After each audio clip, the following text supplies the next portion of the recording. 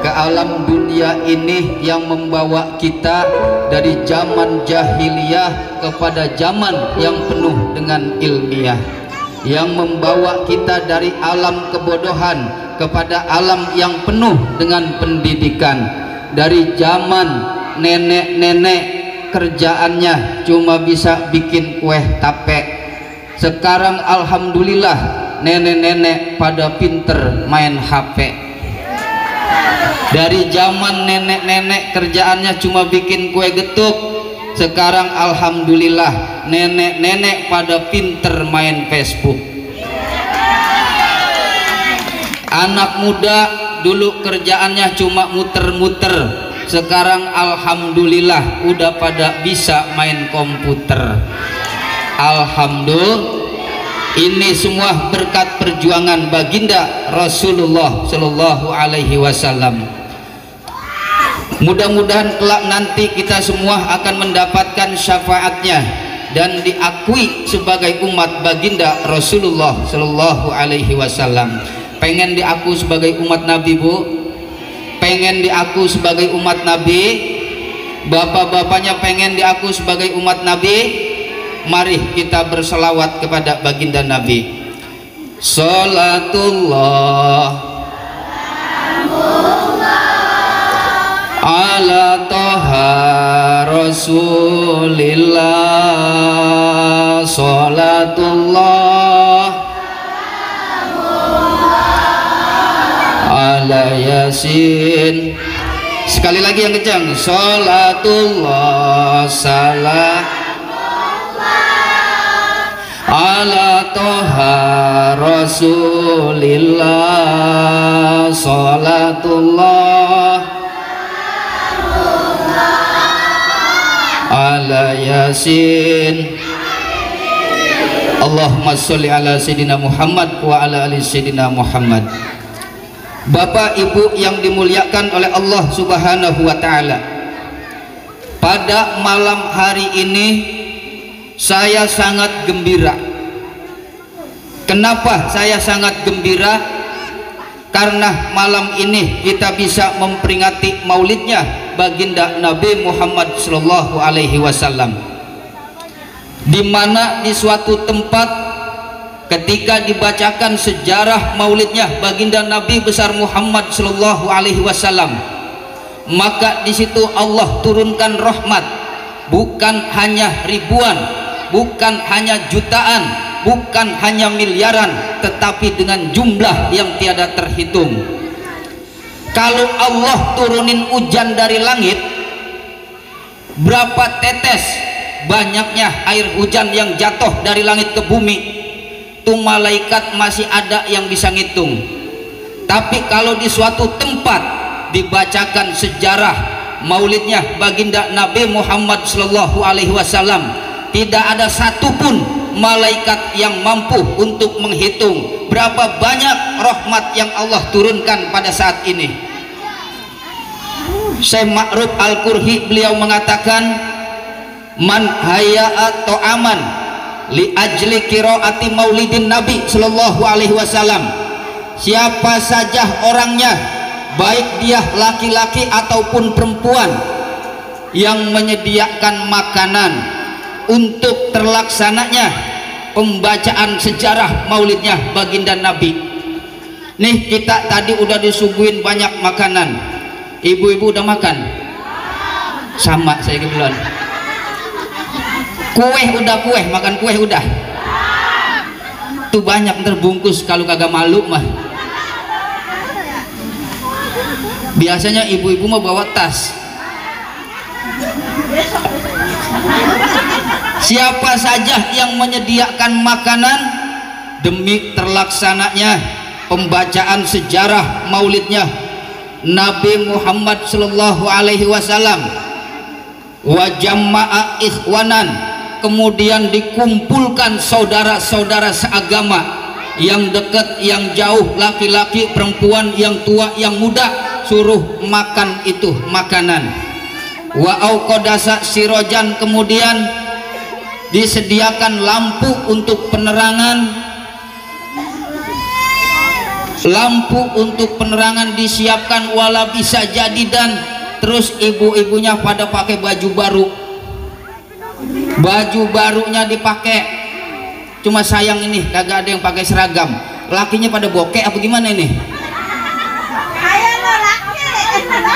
Biasanya ibu-ibu mah acara maulid tahun ini bajunya warna biru, besok bajunya warna merah, tahun depan bajunya warna ungu.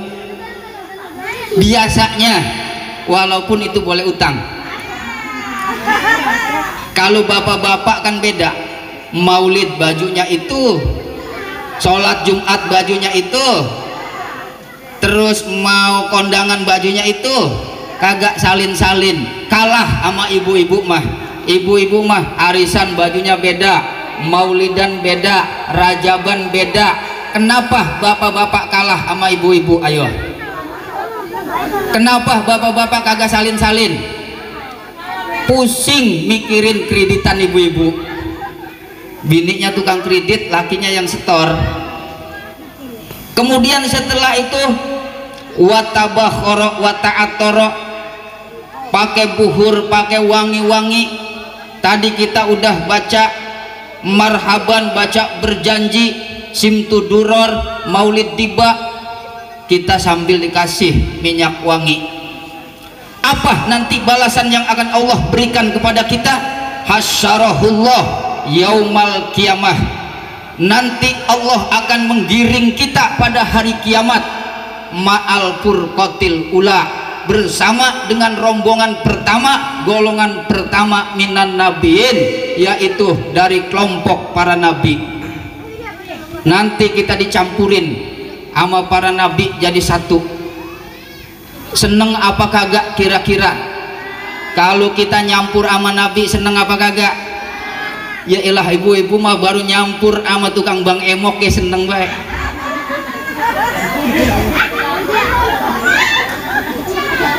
Kita nyampur sama dewan aja udah seneng, nyampur sama bupati udah seneng, apalagi nyampur bersama dengan para nabi. Di mana tempat kita nanti? Wa kana fi a'la iliyin, kita akan ditempatkan di dalam surga iliyin, surga yang paling tinggi. Amin ya Allah ya Robbal. Kita kagak pernah bertemu dengan baginda Nabi Muhammad sallallahu alaihi wasallam. Kita kagak pernah ngelihat bagaimana raut wajah baginda Rasulullah. Kita kagak pernah ngelihat bagaimana tampannya baginda Rasulullah. Kagak pernah ngelihat make mata kita, tapi Allah tanamkan kecintaan dalam hati kita, dalam jiwa kita merasa dekat dengan baginda Rasulullah Shallallahu Alaihi Wasallam. Karena cinta memang bukan hanya di mata, tapi cinta hadir di dalam jiwa. Oh, kagak ada yang hafal nih kayaknya. Hafal kagak? Cinta bukan hanya di mata. Hafal nggak? Nggak ada yang hafal. Emang pada lahir tahun berapa? Saya lihat sih mukanya udah tua-tua ini. Ada yang hafal? Ada? Anak muda hafal? Hafal? Hafal? Bareng ya, coba. Kita cinta kepada baginda Rasulullah sekalipun belum pernah melihat wajah beliau, karena cinta bukan hanya di mata, tapi cinta hadir di dalam jiwa. Ayo ngerok dulu nggak apa-apa. Ayo. Cinta bukan hanya, jangan malu-malu, ayo. Cinta hadir dalam jiwa, biarlah salah, biar perbedaan terlihat antara. Dah, ulang lagi ya, nggak apa-apa. Kalau sengaja manggil artis mah mahal ini senario. Kompak ya. Cinta bukan hanya di mata, cinta hadir dalam jiwa, biarlah salah di mata, biar perbedaan terlihat antara ini. Enak kagak Bu suara saya? Enak kagak? Najis ya. Jauh-jauh saya dipanggil dikatain kagak enak. Jangan kata ibu-ibu, kata bini saya kagak enak.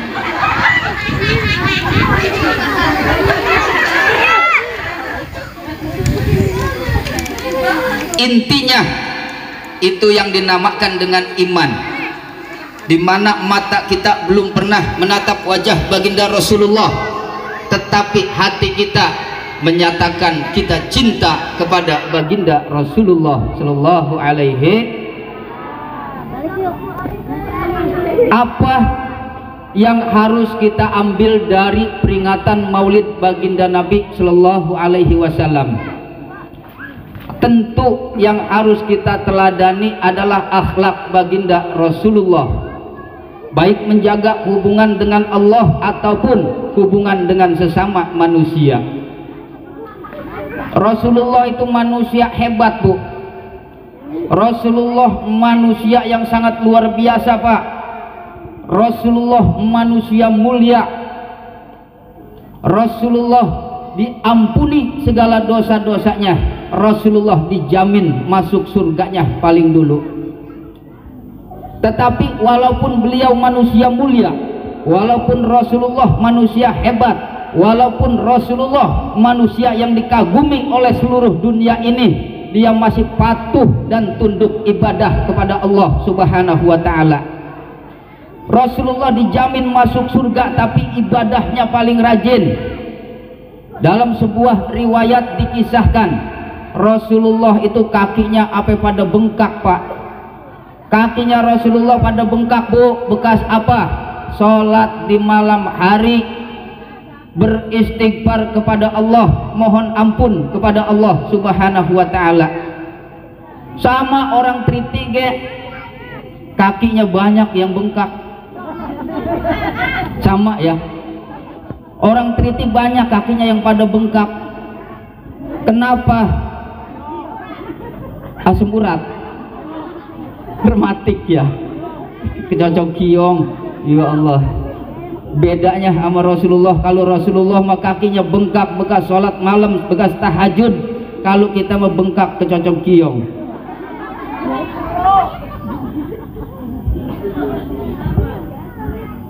Pengen kagak ibu-ibu mendapatkan tiket masuk surga? Pengen kagak dapat tiket masuk surga? Bapak-bapak pengen kagak dapat tiket masuk surga?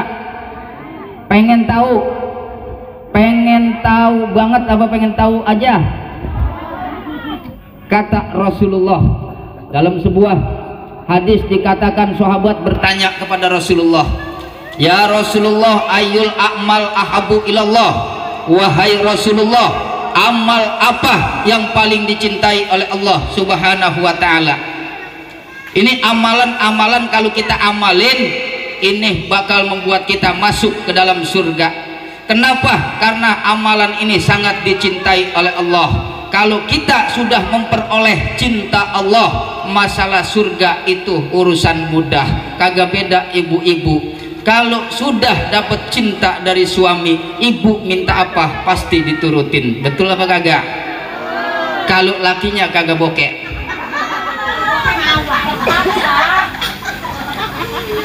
Yang pertama apa? Rasulullah menjawab salah satu asya'a, ada tiga rada susah jadi ini teh. Ada tiga. Yang pertama as-sholatu ala waktiha, sholat tepat pada waktunya. Syukur-syukur di awal waktu, syukur-syukur bisa berjamaah, syukur-syukur bisa kita laksanakan di masjid. Karena sholat ini akan menjadi tempat amal bagi amal ibadah yang lainnya Bu. Wah Ustadz, pikiran saya suka kacau, kalau sholat pikiran saya kemana-mana. masih mendingan sholat pikirannya kemana-mana daripada kemana-mana kagak kepikiran sholat. Mendingan sholat kita ingat kemana-mana daripada kemana-mana kagak sholat. Masih bagus kagak khusyuk kagak apa-apa, biasain aja, nanti lama-lama akan menjadi khusyuk. Itu yang pertama. Saya kagak lama ceramah karena apa?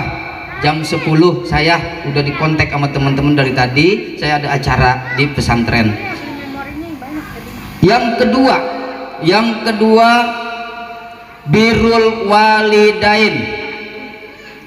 Apa artinya birrul walidain? Berbuat baik kepada kedua orang tua. Kalau kita pengen memperoleh surga Allah, maka berbuat baiklah kepada kedua orang tua kita. Kenapa? Karena baginda Rasulullah mengatakan, ridallah bi ridal walidain wa suhtullah bi suhtil walidain. Ridhonya Allah tergantung keridoan orang tua kita. Kalau orang tua kita ridho, Allah pun akan ridho. Dan murkanya Allah tergantung murkanya orang tua kita. Kalau orang tua kagak ridho, maka Allah juga kagak ridho. Na'udzubillahi min. Ibu masih punya orang tua? Enggak. Bapak-bapak masih punya orang tua? Kalau yang udah kagak orang tuanya doain. Kalau yang masih ada sayangin. Jangan ini mah ngelihat orang tua kesel bae, enek bae ngelihat orang tua. Kita kadang-kadang salah, Bu, Pak, kadang-kadang kita salah. Kita jarah ke Madura, ke Bali, kita jarah ke Pemijahan, jarah ke Cirebon, jarah ke Banten. Mau nyari apa? Kita mau mencari karomah, nyari keramat, nyari tempat manjur, tapi orang tua kita yang deket kita lupain. Betul kagak tuh? Jarah mah jauh, ke Cirebon nyampe. Makam orang tua mah deket, kagak pernah disabak. Bahkan ada yang orang tuanya masih hidup, punten ini mah mohon maaf, kadang-kadang kita ngumpulin duit 100-200 ribu, mau kemana kita mau jarah ke Demak, orang tua kita masih ada, orang tua kita minta duit, Neng gua minta buat jajan. Apa jawabnya? Jangan mak, ini mah buat jarah ke Demak. Orang sini begitu apa kagak? Kagak ngaku. Kita jarah jauh-jauh, kumpulin duit 100-200 ribu buat ongkos. Orang tua kita pagi-pagi minta 10 ribu buat nyarap, kagak boleh. Alasannya, mak ini juga kagak cukup buat ongkos. Terus jauh-jauh kita cari apa? Cari keramat. Keramat yang paling manjur adalah orang tua kita. Ini kalau bahasa orang Sunda, jauh di jugjug, anggang di teang. Yang jauh di udag-udag, yang deket dilupain. Padahal keramat paling manjur adalah orang tua. Kita pengen punya anak soleh, ibu pengen punya anak soleh, bapak-bapak pengen punya anak soleh. Kalau kita pengen punya anak soleh, awali dari kita menjadi anak yang soleh bagi orang tua kita. Didik anak kita supaya menjadi manusia yang paham ilmu agama, bermanfaat bagi terhadap sesama. Lebih besarnya manfaat terhadap agama. Kita kadang-kadang mohon maaf Pak, Bu, anak ngaji kagak dianterin. Begitu orang sini. Emang ngaku tuh ya. Kalau sekolah mah Bu, punten, bayarannya berapa, baju seragamnya apa, bukunya berapa kita bayar. Kalau ngaji mah kadang-kadang anak nyampe sendiri, berhenti sendiri. Betul ya? Apakah pendidikan agama itu kagak penting? Kalau anak kita pinter bahasa Inggris, kalau kita mati nanti dibacain Al-Quran apa bahasa Inggris? Al-Quran. Paham orang sini begitu. Di sini ada guru ngaji. Siapa? Pak Ustadz Naryo. Kesian kuruk badannya.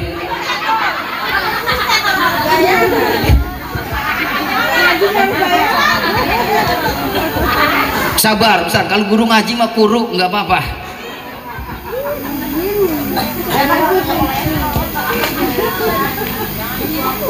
Kita jangan cuma ngandelin guru, Bu. Kasihan anak-anak kita juga harus kita didik di rumah, kita ajarin. Sebelum dia belajar ke guru, ke pesantren, ke sekolah, kita ajarin dulu di rumah. Karena al-bait madrasatul ula, rumah tangga kita itu adalah pendidikan pertama bagi kita. Ini mah jangan anak bentar-bentar dikasih HP, bentar-bentar dikasih HP. Kira-kira bocah sini pada main HP, bayar apa kagak? Main HP lah, orang emaknya sama begitu.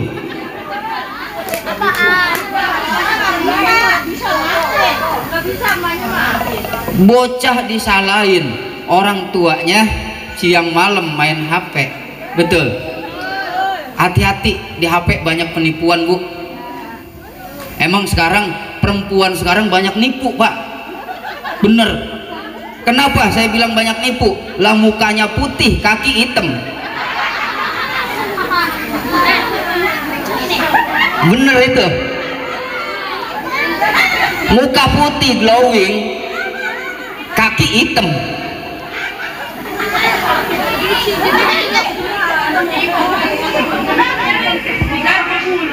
Tapi masih mendingan begitu cakep, muka putih kaki hitam kagak apa-apa daripada dibalik kaki putih muka hitam jelek. Karena ntar yang dicium sama laki kita itu muka bukan kaki. Zaman sekarang itu Pak, banyak orang bohong gara-gara HP. Ibu-ibu juga banyak bohong gara-gara HP. Ditelepon janjian udah sampai mana, 5 menit lagi sampai, padahal orangnya masih tidur. Iya. Bahkan yang lebih parah lagi, ada yang lebih parah lagi, temen saya ketipu gara-gara main Facebook. Dia bujangan, umur 30 tahun, kagak punya istri. Ngeliat di Facebook ada foto cewek cakep, katanya janda kaya. Akhirnya lari ke inbox. Begitu udah inbox minta nomor WA, chattingan. Akhirnya lama-lama timbul rasa sayang, manggilnya udah mami papi. Akhirnya lama kelamaan pengen ketemu. Begitu ketemu janjian, yang lelaki nyampe duluan, yang perempuan belakangan. Katanya ini janda kaya, kagak punya anak. Begitu nyampe bener pakai mobil expander. Keluar itu ternyata perempuan umurnya udah 70 tahun. Di fotonya masih muda. Sedangkan yang cowok baru umur 30 tahun. Ini yang cewek udah 70 tahun. Iya, cuma udah terlanjur sayang. Bahasa untung tak bisa diraih, malang tak bisa ditolak. Akhirnya ini ketemulah si cewek sama si cowok. Karena udah sayang, akhirnya berlangsung ke akad pernikahan. Kata yang cowok, kagak apa-apa, biarin. Punya bini udah tua ge, dasaran kaya ini bagenin, kaya dia mah. Kalau mati warisannya kagak kemana-mana, warisannya bakal jatuh ke dia. Itu yang ada dalam pikirannya. Ternyata bener itu doanya diijabah oleh Allah Subhanahu wa ta'ala. Doanya dikabul oleh Allah. Malamnya nikah, pagi-pagi mati. Cuma sayang, yang mati bukan perempuannya, yang mati yang cowoknya. Kenapa? Malamnya dia habis netek susu nenek-nenek kedaluarsa. Parah itu bocah muda ya, susu nenek-nenek diberi, wah itu masya Allah.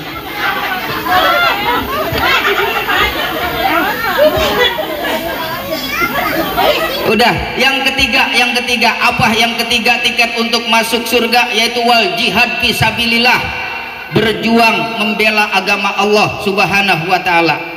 Dengan cara apa kita berjuang membela agama Allah?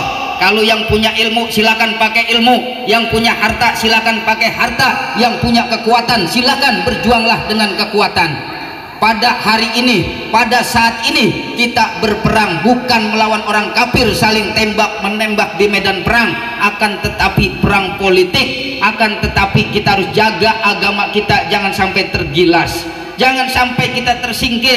Kenapa? Karena Allah Subhanahu wa taala mengatakan lan tardo angkal yahudu walan nasoro hatta tattabi'a millatahum. Tidak akan ridho kepada kita orang-orang Yahudi, orang-orang Nasrani sampai kita ngikut agama dia. Naudzubillahi min.